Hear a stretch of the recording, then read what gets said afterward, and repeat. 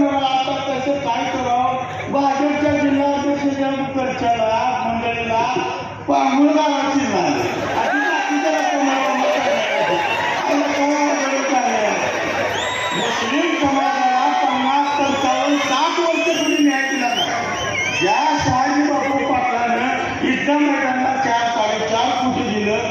आणि आता कालचा आमदार म्हणायला लागले निष्कृष्ट दर्जाचं काम झाले त्याला चिरा पडले त्या बेगा पडल्या त्या अरे बाबा तू ठेकेदार होता गौरी होता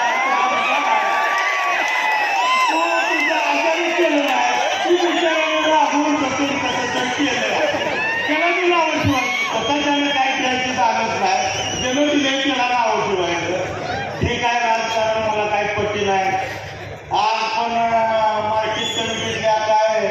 व्यापाऱ्यांना कामगारांना दमदाटीची भाषा चालू आहे जर हेचं काम केलं तर असं करेल त्याचं काम केलं तर तसं करेल तुषार इंगळेसारख्या कार्यकर्त्याला पोलीस स्टेशनला उचलून न्यायला लावलं दिवसभर बसवून ठेवलं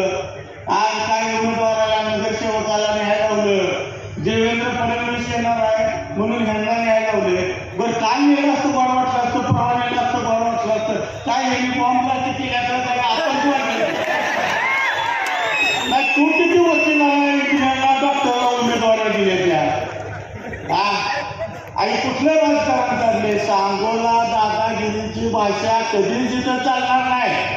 तिथं घराघरी दादा तालुक्यात दादा पालकमंत्री येते आणि काय बोलतोय कळत नाही तोंडा सुपारी असलेली मुस्लिम समाज सातत्यानं आमच्याच बरोबरीनं राहणार मग ही धमकी देतोय का प्रेमात राहणार तर मला माहित नाही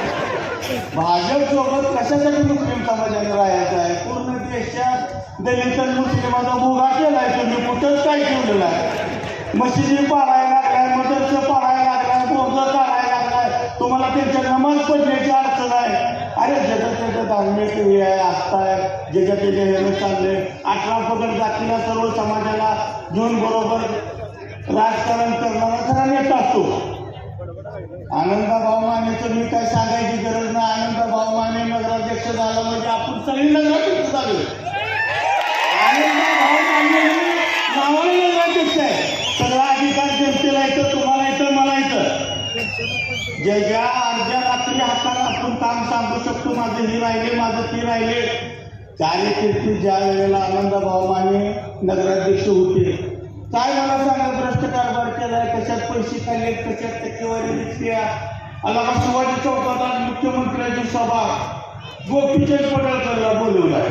सुधाकर तटकरे चारात आले ते अवतारे आले आज काय म्हणलं सांगण्याची नगरपालिका आहे तुम्ही सगळी बाकीचीच गोळा केली काय तुमच्या मागचा मतदार होता कार्यकर्ता होता भाजपच्या टोटल सांगोला तालुक्यातून शहरात 7 कार्यकर्ते असेल काय यांचा मतदार नाही यांचं कार्य नाही काय नाही नुसता दिवसरात खरेदी वाचताव आहे तू माझ्या घरी नाही आला कारखान्यात उघडं करतो त्याचं पिता काढतो त्याचा असं करतो तुझा भ्रष्टाचार करतो तुला आत बसवतो दमदाटीचं राजकारण नुसतं चालू आहे शहाजी बापू पाटील किती जरी लांडगे एकत्र झालं तर वाघाची शिकार ही करू शकत नाही की भाजपच्या पायाखालची वाळू सरकली ही निवडणूक ही नगरपालिका त्यांच्या हातातून गेलेली आहे फक्त ती जाऊन दिली आम्ही